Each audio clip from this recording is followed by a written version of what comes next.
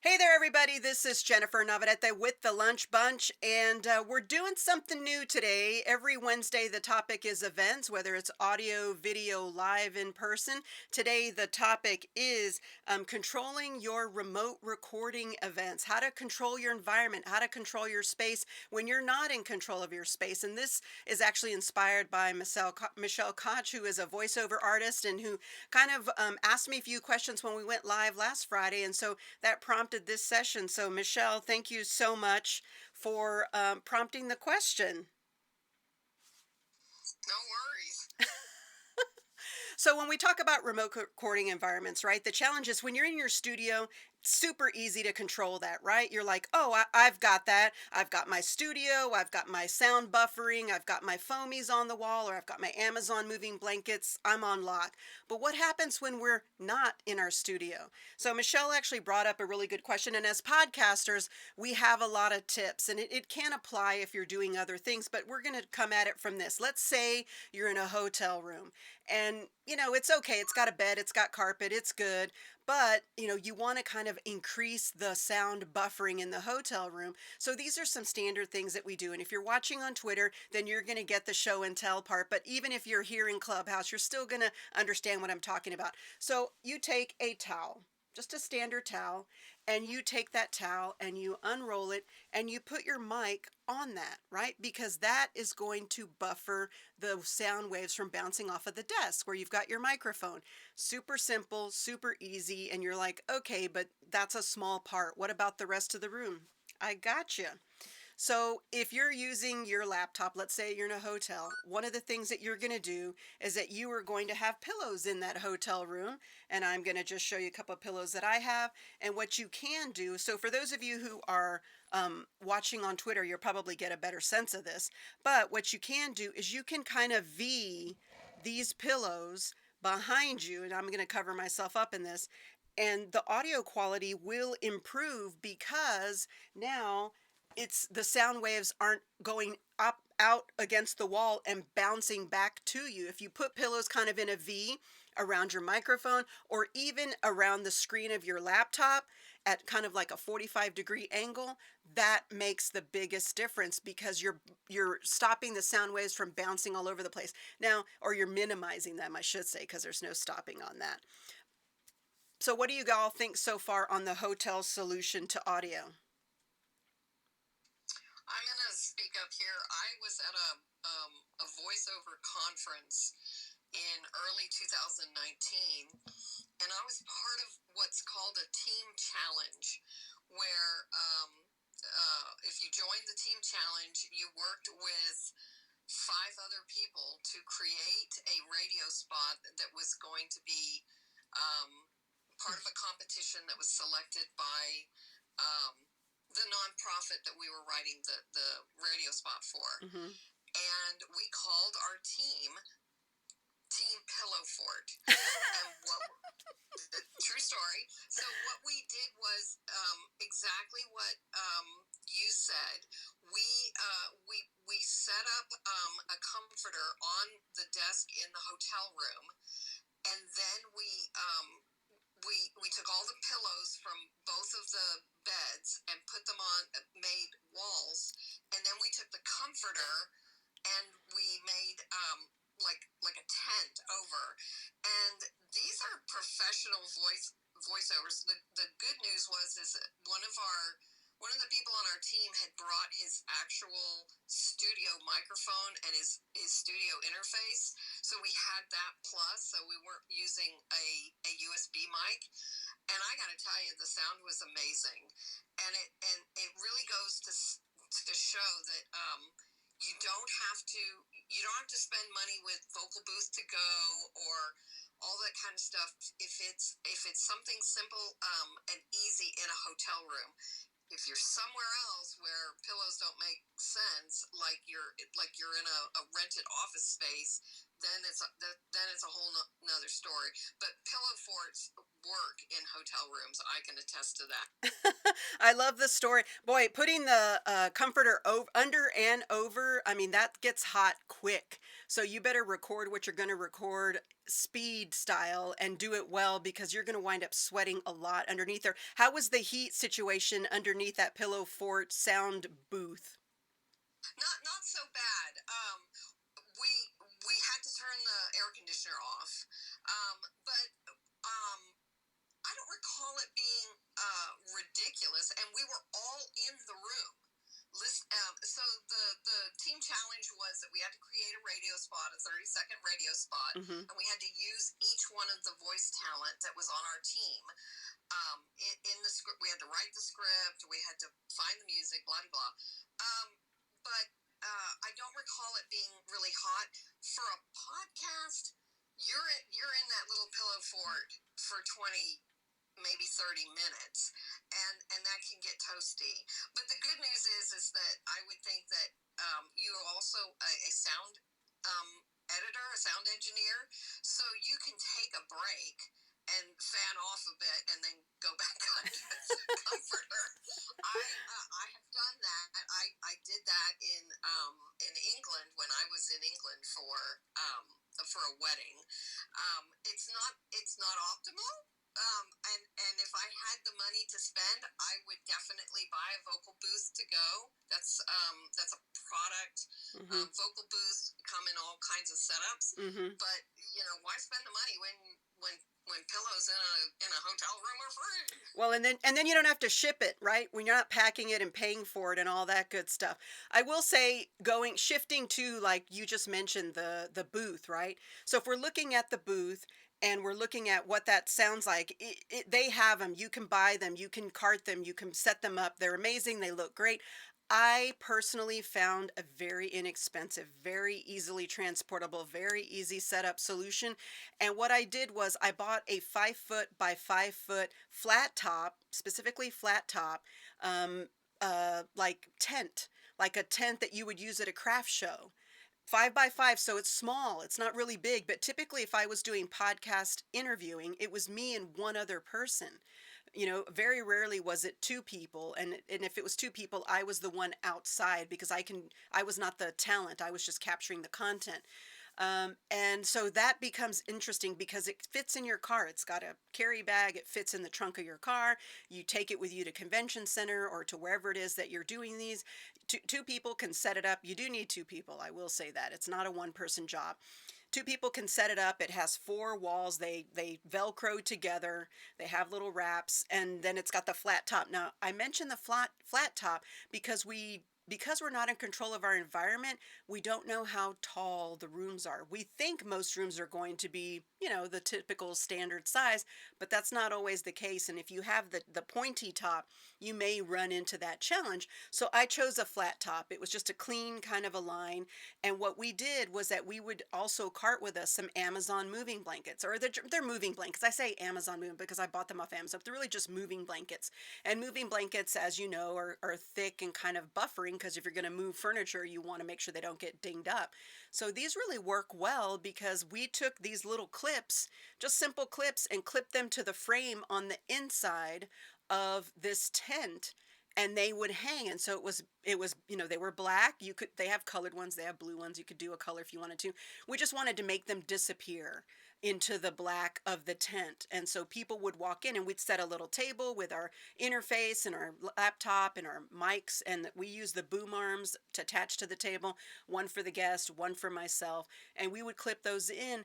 And it was amazing the difference in the sound. And that, I want to say, that tent was like 189. It was under $200. The moving blankets were like $40 for a box of four. That was a price a few years back. I get the feeling they're less because I think I even saw some for 30. Of course, prices fluctuate. But you can build a sound buffering sound booth. It's not soundproof. You're not going to get soundproof out of this, but it will buffer your room. And that's really critical and important if you're in convention centers or schools or any typical standard building where it's, tile floor, high ceilings, large, and it's just nothing but an echo chamber. The sound waves are just bouncing everywhere. And this really cuts that down in a huge way. And Michelle mentioned if you're a sound engineer, you're doing your own sound, you know that you can clean that up, the minimalness that's there. But if it's a really huge room echo, it becomes a real challenge to clean that up. But if it's minimal, you can clean it up because you've done the work of setting up that sound booth. So, Michelle, I'd love to hear some of your experiences in regard to portable sound booths or things that you've heard or seen. So I have seen both of the setups that you've mentioned. I've seen brands that are not vocal booth to go, but something like that, where it's a setup um, where it looks like it's acoustic blankets, but it's a product. Hmm. And then I've seen your setup, which is amazing. I The question I have though is when I started looking at acoustic blankets on Amazon, there's a definite weight difference. Hmm. So some are weighted at like a pound and a half or 2 pounds, and some are pretty hefty. Hmm. And there might be only one for $20 or two for $40, but they're very hefty and they're like Right. $7. Do you find that the heavier weighted acoustic panels are acoustic blankets are better, or did you hit like the first one that came up on Amazon and went, that's it? Yes and no. Because we were traveling all over the state and we're carting everything in and out, we're not just carting that one thing. We're also carting our interface. We're carting the mic. We're carting our traditional equipment that we would use, like our cameras. We're carting a lot of equipment for to cover the venue because we were the social media team for these events.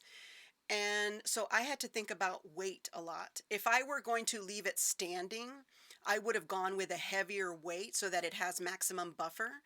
But because I knew I was going to be setting up, tearing down over weekends across Texas over like a 5, 6 week period, I needed it to be something that was more manageable. And those thicker ones are great, but they're also thicker. And in being thicker, they take up more space and they're heavier and you're carting it around. So I actually went with something for my specific situation was I need it to be streamlined and as simple as possible. And the lighter weight, simpler, less expensive ones fit that because even though I could have gotten better sound buffering with the thicker ones, this was still better than nothing. And the difference for the weight and the travel and the wear and tear on our team and on our equipment wasn't worth it for me. But in general, yes, the thicker would have been better because there's that much layers of sound waves that are not getting in or going out or not bouncing around. They're getting absorbed more. But I'd be interested if somebody is using those heavier weight ones to see what's going on. Anyone is open to come up. Raise your hand. You can come up. I know Michelle. Michelle prompted this, and so that's why we're having this. And of course, she's a professional voiceover artist. If you need professional voiceover artist kind of things, hit up Michelle. Just hit her profile picture. You can follow her and connect with her. But yeah, there's a lot that goes into it, right? So okay, we've talked about the hotel version. We've talked about the portable version. Now let's talk about maybe where you do control this environment. Remember those moving blankets that I mentioned to you? And I've shared this before, but in various contexts, I'll share it here because it's a specific topic. But what I do is that in my studio that I'm in right now, I have moving blankets up against all four walls, right? And so they're just tacked up with thumbtacks. They're heavy, but with thumbtacks, they stay right up because you don't want to have a lot of holes in your wall. Thumbtacks, the holes are minimal and small. And then on top of that, I have photographer backdrops, which are cloth, not vinyl, but cloth, which behind me is a photographer's backdrop. And I've got some lighting back here. If we wanted to switch the lighting up, we totally could. I don't know, I kind of like the way it was before. Oop, maybe that's okay. No, that's better. So we can switch up the lighting, but that in and of itself kind of buffers this room. Now, this room that I'm in has tile. So what I do is I have little room carpets or little like memory foam cushions. Like right now I'm standing on memory foam because, standing on tile gets tiring for, the work that we're doing here.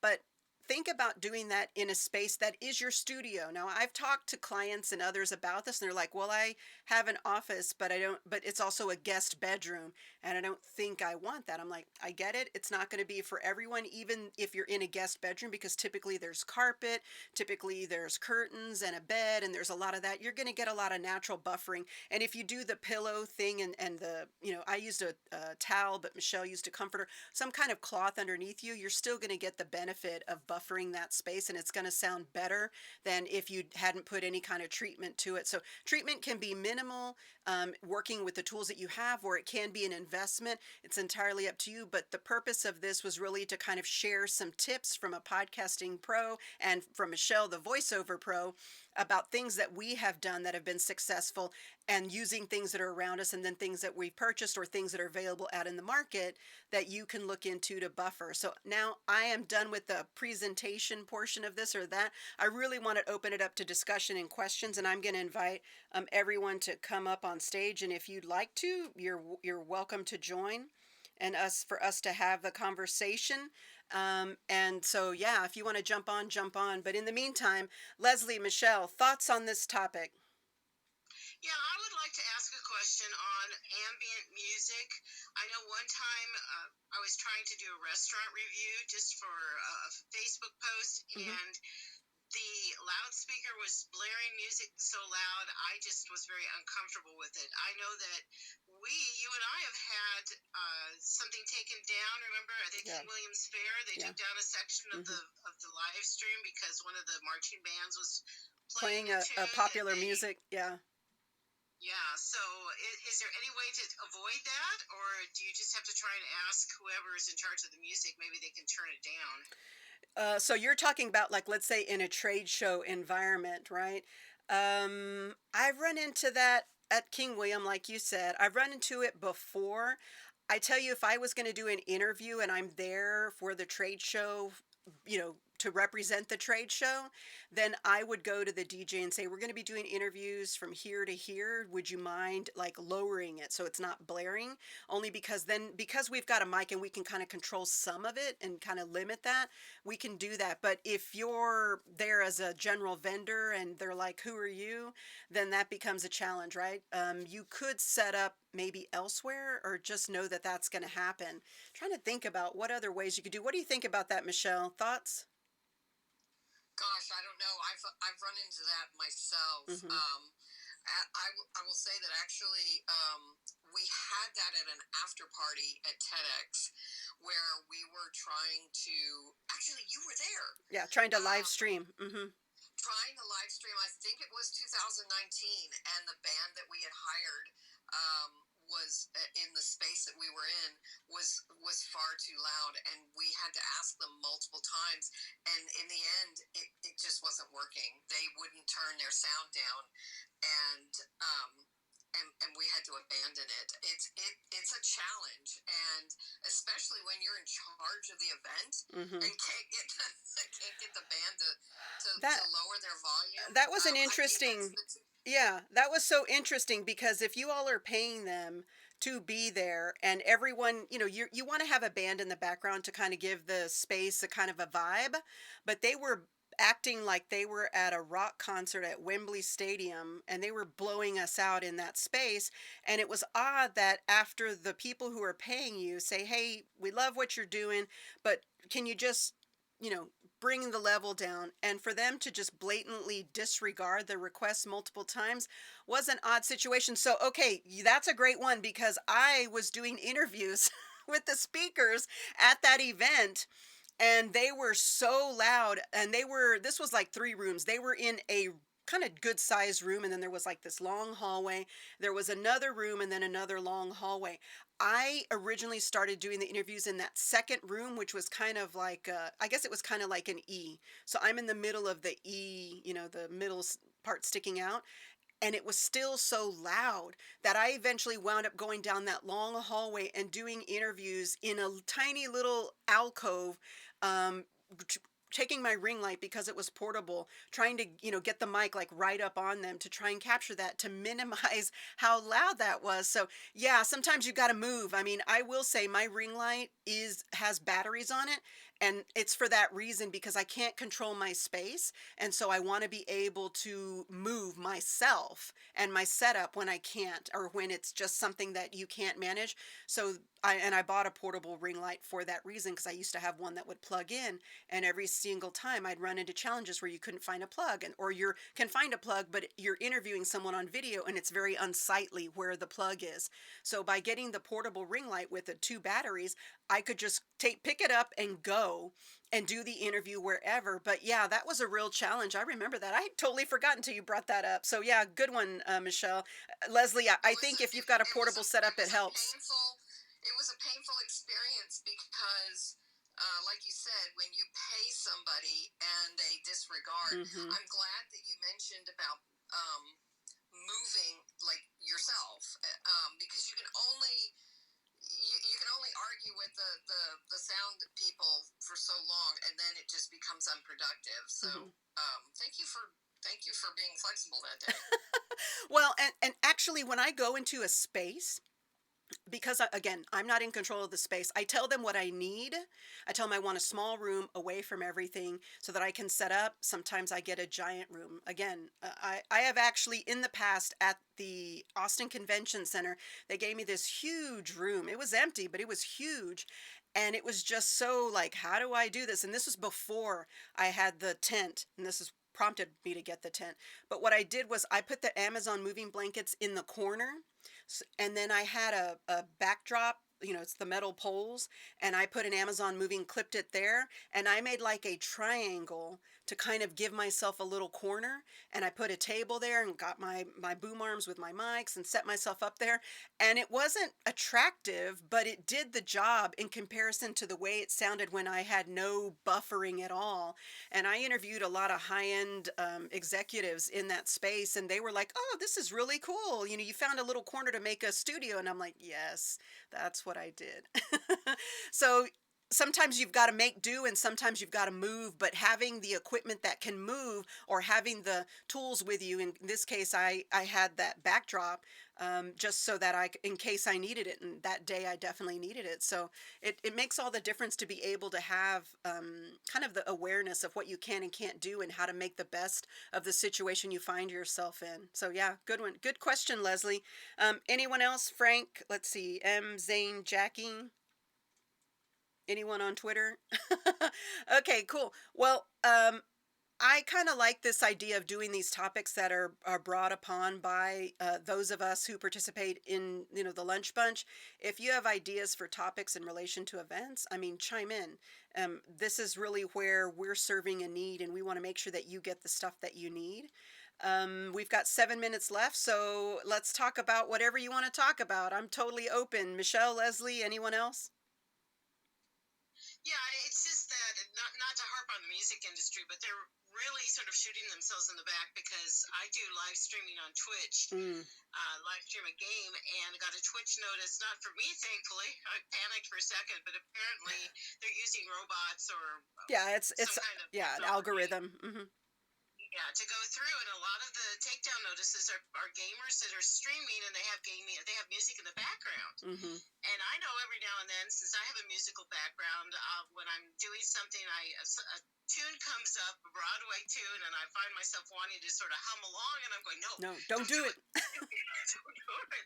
And it's very frustrating. Yeah, so I know that a lot of the video streamers are using like Epidemic Sound.